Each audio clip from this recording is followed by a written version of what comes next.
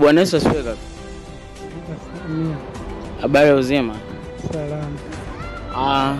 Leo tumekuona umekuwa ni mara yako ya kwanza kufika kanisa hili la TAG Destiny, lakini pia ni siku yako ya kwanza ya kumpokea Yesu. Wewe mwenyewe umekiri. Ni kweli si kweli kaka? Ni kweli. Okay, sawa. Je, unaweza kutuambia kwamba ni kwa namna gani ambao umechukua hatua hii? Yaani leo umeamua kuokoka, lakini pia umeamua kusema kuwa Yesu ni mwokozi wa maisha yako. Kwanza nashukuru mlivyoonipokea. Toka nimefika hapa kwenye kanisa yenu, sasa hivi najisikia nipo huru, nipo sawa. Okay, sawa. Lakini imekuwa ni vizuri sana, japo tumekutana kwa mazingira ambayo imekuwa ni tofauti sana, lakini unaweza kutuambia kwamba ni kwa namna gani umechukua hii hatua, au ni kwa namna gani siku ambayo ulisikia kwamba habari ya wokovu ukaipokea katika maisha yako? Mimi nimeona niipokee kwa huzuni wangu, kwa raha yangu.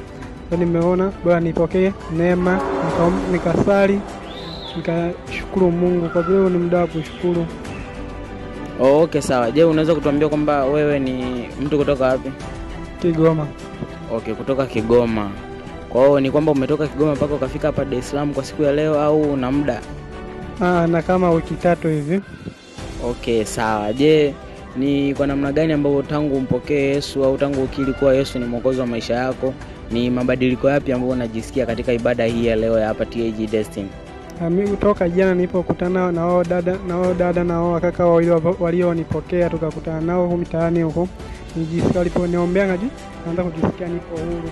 Donga napata na nguvu ya kuwa na watafuta kwenye simu. Japo kwa jana tulikuwa tumeahidiana kama nitakuja kwenye ibada, lakini mimi kaniferishwa charge.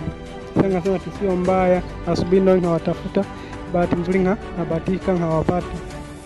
Okay, sawa. Je, hivi unaweza kuwashauri nini wa Tanzania au na wao ambao wanatuangalia kwa sasa hivi, ni kwamba baada ya kumpokea Yesu na kusema kuwa Yesu ni mwokozi wa maisha yako, ni nini ambacho unawashauri na wale ambao walikuwa kama wewe ambao sasa hivi imekuwa ni tofauti na wao, unawashauri nini? Mimi nawashauri wajifunze na wao wamsogelee Mungu. Vizuri sana. Je, kumbuka ukutuambia jina lako kaka, unaitwa nani kweli?